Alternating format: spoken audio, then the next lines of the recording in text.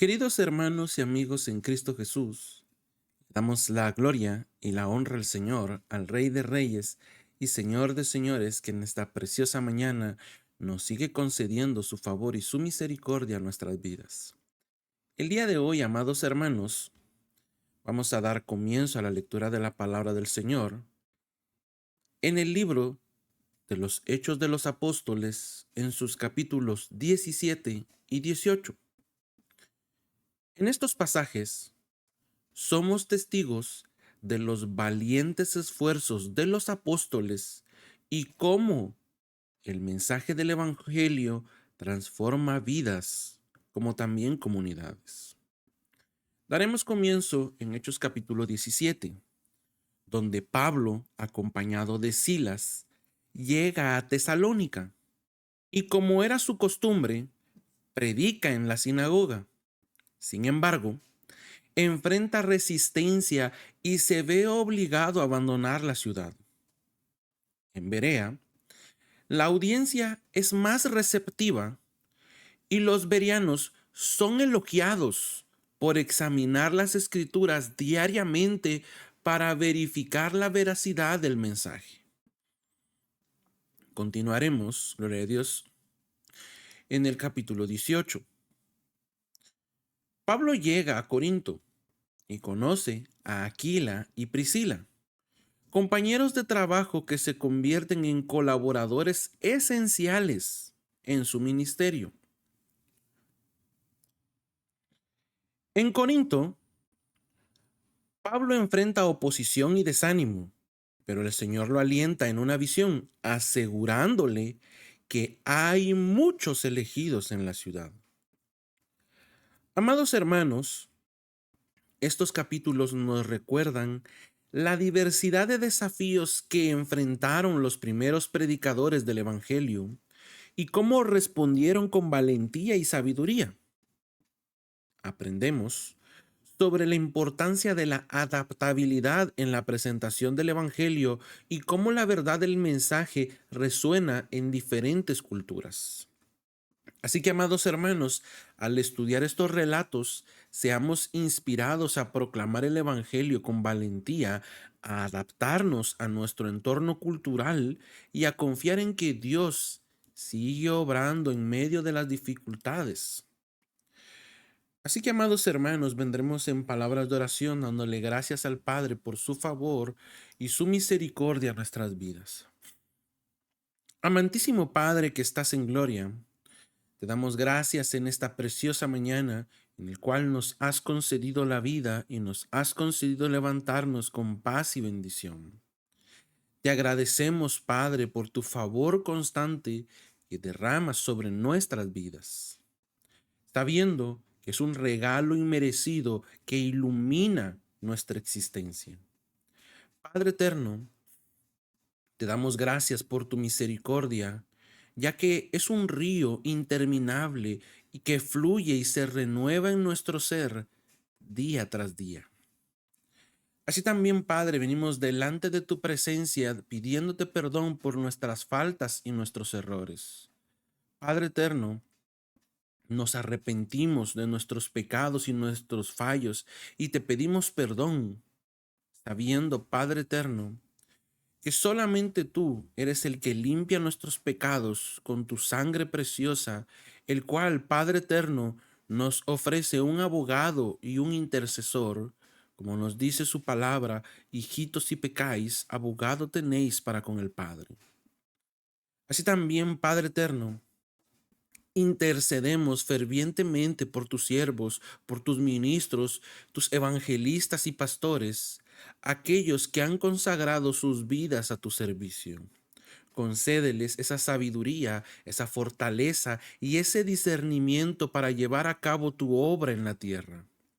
Que tu Espíritu Santo los guíe en cada paso, permitiéndoles que su testimonio sea una luz en medio de las tinieblas, llevando, Padre eterno, llevando, gloria a Dios, a cabo esa gran comisión que nos has encomendado. Así también, Padre, extendemos nuestras oraciones hacia tu amada iglesia, rogándote, Padre eterno, que sea un lugar de unidad, de amor y adoración sincera, y que cada miembro, gloria a Dios, encuentre su propósito en tu cuerpo, contribuyendo al crecimiento espiritual y al bienestar de todos. Padre eterno, venimos pidiéndote tu misericordia, suplicándote, Padre eterno, por las autoridades que gobiernan nuestras naciones. Que nos concedas autoridades, Padre eterno, hombres y mujeres dignos, temerosos de ti, obedientes a tu palabra. Que les concedas esa sabiduría divina para que bajo su liderazgo podamos vivir quieta y reposadamente, dedicados a toda piedad y honestidad. Así también, Padre, te rogamos por aquellos que sufren, que tu mano sanadora repose sobre los enfermos, que tu consuelo alcance a los atribulados y tu paz abrace a los corazones entristecidos. Padre eterno, en nuestra debilidad acudimos a ti, implorando ayuda y dirección. Sé tú nuestra guía en la oscuridad, nuestra fortaleza en la flaqueza y nuestro consuelo en la tristeza. Que tu presencia sea nuestro refugio constante y nuestra fuente de esperanza.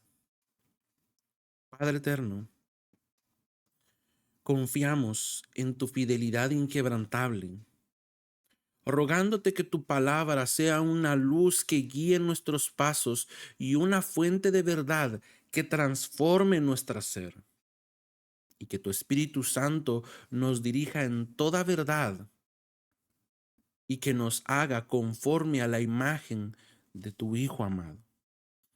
Gracias te damos, Padre eterno, depositando cada una de nuestras peticiones delante de tu altar, confiando que tú harás conforme a tus misericordias en nuestras vidas. Gracias te damos, Padre, en el nombre de tu Hijo amado Jesús. Amén y amén.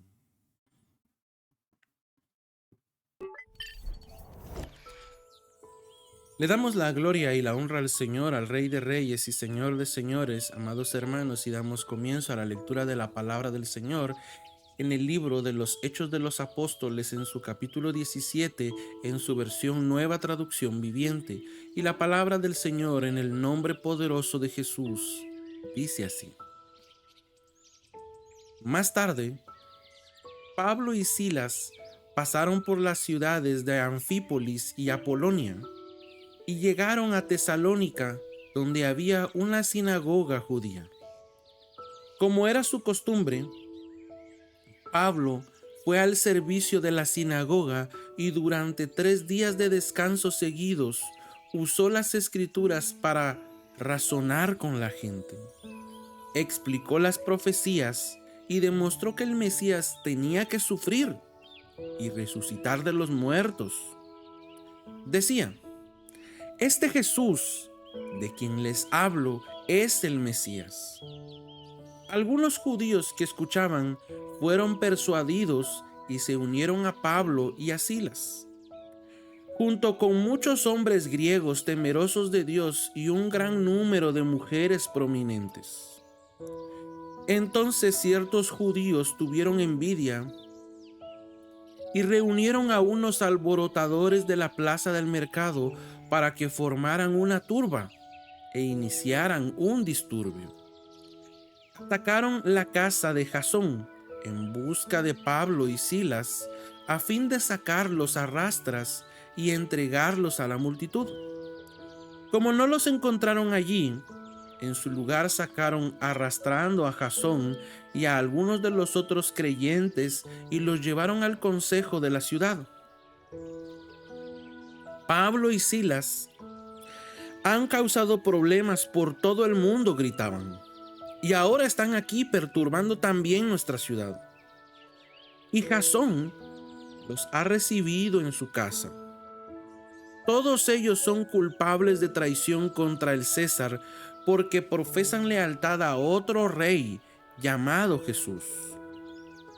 La gente de la ciudad y también los del consejo de la ciudad quedaron totalmente confundidos por esas palabras. Así que los funcionarios obligaron a Jasón y a los otros creyentes a pagar una fianza y luego los soltaron. Esa misma noche, los creyentes enviaron a Pablo y a Silas a Berea. Cuando llegaron allí, fueron a la sinagoga judía. Los de Berea tenían una mentalidad más abierta que los de Tesalónica y escucharon con entusiasmo el mensaje de Pablo. Día tras día examinaban las escrituras para ver si Pablo y Silas enseñaban la verdad. Como resultado, muchos judíos creyeron, como también lo hicieron muchos griegos prominentes, tanto hombres como mujeres. Cuando unos judíos de Tesalónica se enteraron de que Pablo predicaba la palabra de Dios en Berea, fueron allá y armaron un alboroto. Los creyentes enseguida tomaron medidas y enviaron a Pablo a la costa, mientras que Silas y Timoteo permanecieron allí. Los que acompañaban a Pablo fueron con él hasta Atenas. Luego regresaron a Berea con instrucciones para Silas y Timoteo de que se apresuraran a unirse a él. Mientras Pablo los esperaba en Atenas, se indignó profundamente al ver la gran cantidad de ídolos que había por toda la ciudad. Iba a la sinagoga para razonar con los judíos y con los gentiles temerosos de Dios, y hablaba a diario en la plaza pública con todos los que estuvieran allí. También debatió con algunos filósofos epicúreos y estoicos. Cuando les habló acerca de Jesús y de su resurrección, ellos dijeron: ¿qué trata de decir este charlatán con estas ideas raras? Otros decían: parece que predica de unos dioses extranjeros. Entonces lo llevaron al concilio supremo de la ciudad. Ven y háblanos sobre esta nueva enseñanza, dijeron. Dices cosas bastante extrañas y queremos saber de qué se trata. Cabe explicar que todos los atenienses, al igual que los extranjeros que están en Atenas, al parecer pasan todo el tiempo discutiendo las ideas más recientes. Entonces Pablo, de pie ante el concilio, les dirigió las siguientes palabras: hombres de Atenas, veo que ustedes son muy religiosos en todo sentido, porque mientras caminaba, observé la gran cantidad de lugares sagrados, y uno de los altares tenía la siguiente inscripción: a un Dios desconocido. Este Dios, a que ustedes rinden culto sin conocer, es de quien yo les hablo. Él es el Dios que hizo el mundo y todo lo que hay en él.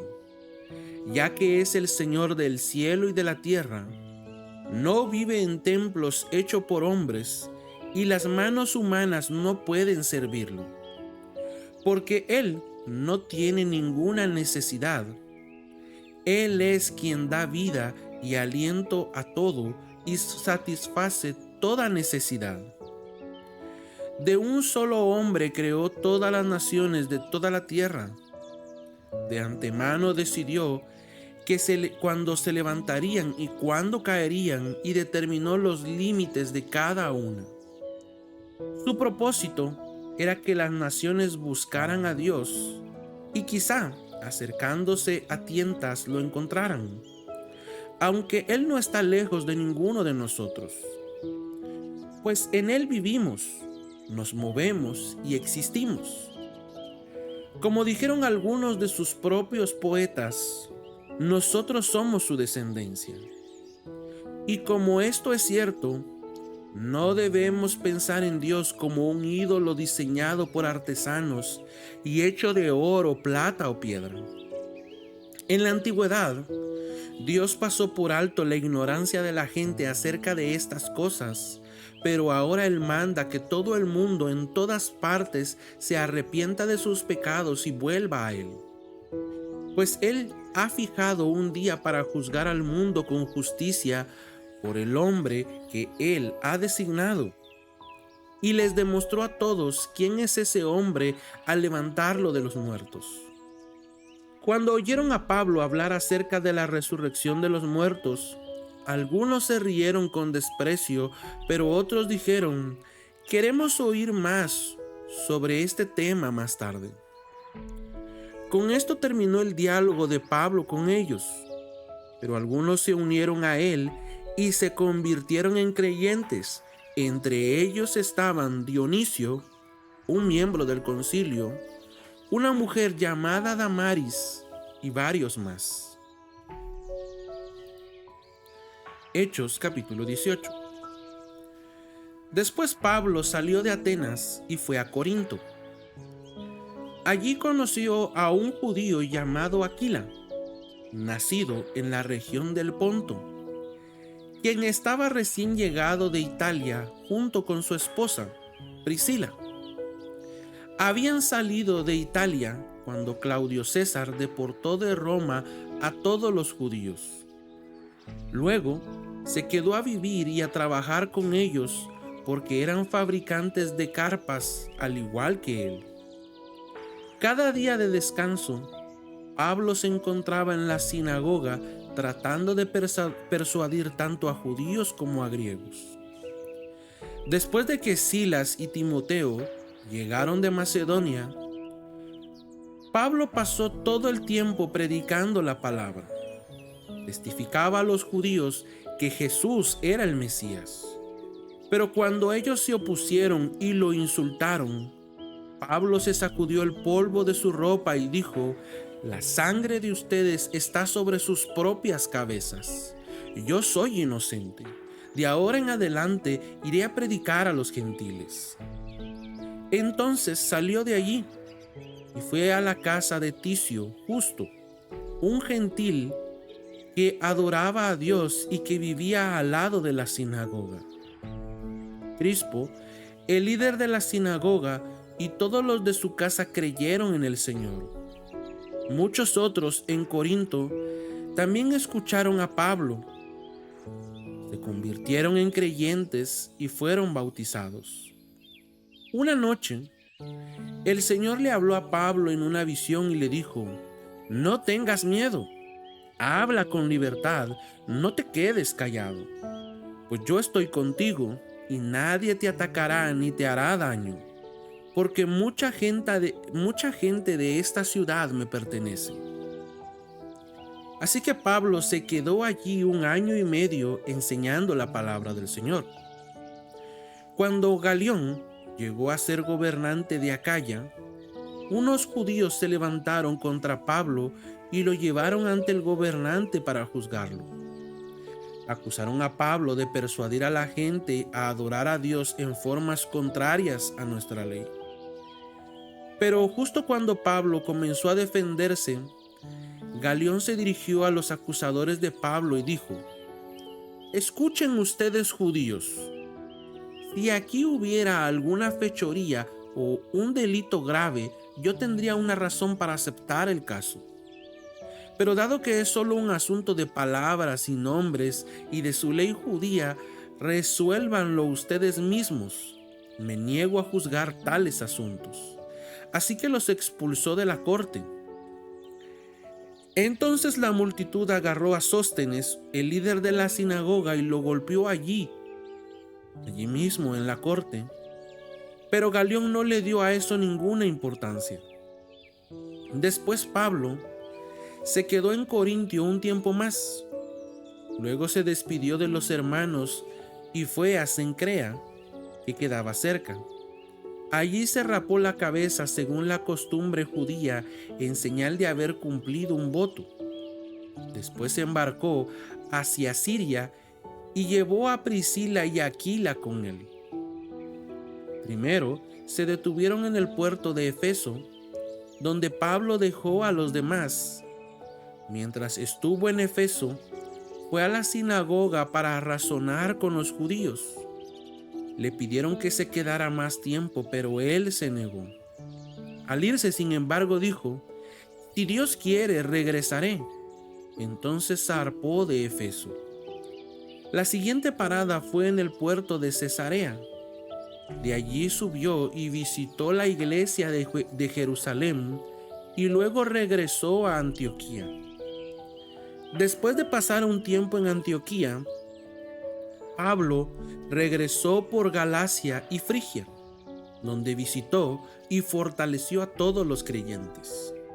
Mientras tanto, un judío llamado Apolos, un orador elocuente que conocía bien las Escrituras, llegó a Efeso desde la ciudad de Alejandría, en Egipto. Había recibido enseñanza en el camino del Señor y les enseñó a otros acerca de Jesús con espíritu entusiasta y con precisión. Sin embargo, él solo sabía acerca del bautismo de Juan. Cuando Priscila y Aquila lo escucharon predicar con valentía en la sinagoga, lo llevaron aparte y le explicaron el camino de Dios con aún más precisión. Apolos pensaba ir a Acaya, y los hermanos de Efeso lo animaron para que fuera. Le escribieron a los creyentes de Acaya para pedirles que lo recibieran. Cuando Apolos llegó, resultó ser de gran beneficio para los que por la gracia de Dios habían creído. Refutaba a los judíos en debates públicos con argumentos poderosos. Usando las Escrituras, les explicaba que Jesús es el Mesías.